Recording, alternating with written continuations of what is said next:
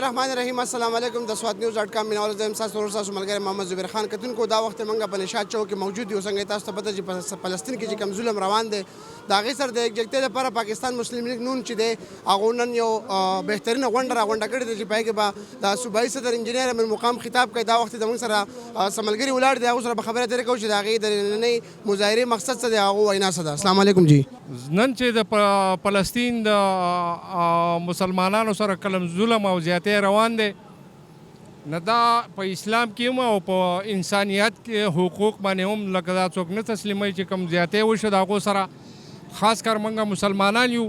او بیا په جومات کې دننه حمله کول په مسلمان په مانځه په ټیم کې دا یو سنګین جرم دی زمونږ په اسلام کې موږ له مسلمانان یو موږ له په دې راپاڅېده پکار دی د دې یو اواز یو تپوس پکار دی. زما خو ګیله شکوه ده د پاکستان د حکومت نه چې د دې معاشي حالت کمزوره دی خو دفاعي طاقت چې دی د دې ډېر زیات په اسلامي دنیا باندې د دې دفاعي طاقت چې دی اټمي زورور دی طاقتمند دی. نو کله چې اټمي بلاسټینګ وشو نو تمامي دنیا کې مسلمانانو په دې باندې مټایي او ډېره خوشحالي اظهار کړلی. هغه مسلمانانو چې کوم باغو تکلیف دی د هغې اواز چوتول چې دی د پاکستان حق جوړېږي. دا ایټم بم چې د پاکستان سره دی انشاءالله موږ امید کوو چې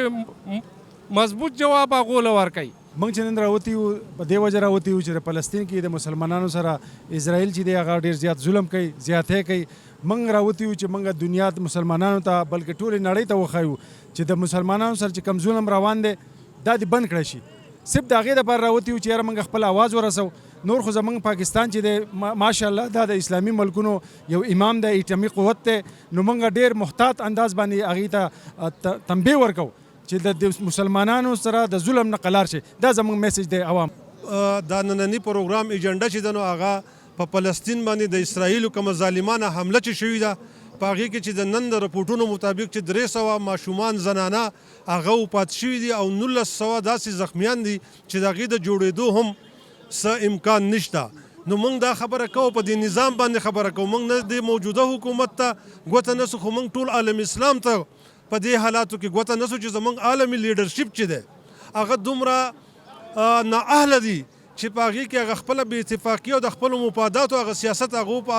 مسلمان په حیثیت باندې هغه دومره کوي چې د عوامو سره یې څه فکر نشته. نو زما یا زموږ د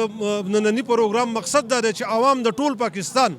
نن د اسرائیل سره ولاړ دي په هغې کې د پارټیانو د تمیز نه بالاتر او نن ټول خلک په دې احتجاج دي. نو زموږ دا مطالبه ده د خپل حکمرانانو نه د ټول عالم اسلام نه چې مهرباني وکړي او یو شي. زموږ خو نن جنقل چې دی هغه هم په دې بربریت خلاف راوتی دی. زموږ سره یوت والے هم دي سوشل میډیا والے هم دي هغه ټول راوتي دي زموږ سره ولاړ دي او موږ د دې اسرائیل کم ظلم چې دی د هغې خلاف موږ د فلسطین سره ولاړ یو او موږ شانه بشانه ولاړ یو ورسره او زموږ نور کم یوت چې دی هغه هم را روان دی. نو انشاءالله تعالی موږ په دې احتجاج کې भरपूर شرکت کوو اور انشاءاللہ تعالی دا کامیاب ہو. مگر یہ جو ایشو چل رہا ہے فلسطین کا آج ہم اس کے لیے نکلے اظہاری یکجہتی کے لیے ان کی ساتھ دینے کے لیے اور انشاءاللہ تعالی ساتھ دیتے رہیں گے ان مظالم کے خلاف آواز بلند کرتے رہیں گے. اگر آج ہم نے آواز بلند نہیں کی تو یہ آوازیں دبتے دبتے پھر کوئی مسلمان کسی جگہ آواز بلند نہیں کر سکے گا. یہ صرف فلسطینیوں کے خلاف نہیں یہ پورے مسلمانوں کے خلاف سازش ہو رہی ہے. اس سازش کو ہمیں ناکام کرنا ہوگا اس کو کچلنا ہوگا اور پوری دنیا کے مسلمانوں کو اکٹھے ہو کر اپنے مظلوم بہنوں اور بھائیوں کا ساتھ دینا ہوگا.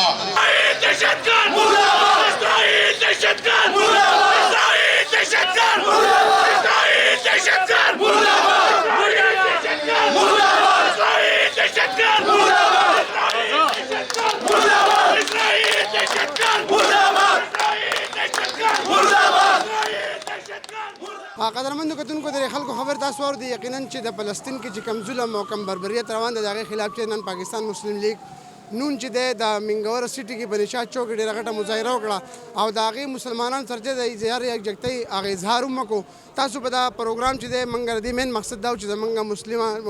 مسلمانان چې څونه هم دي هغو ته یو کېدل پکار دي په دې کې په مشکل ګړۍ کې د فلسطین سره ودرېده پکار دي. زما د پروګرام مخ پای ته رسي مال اجازت راکوئ د الله په امان.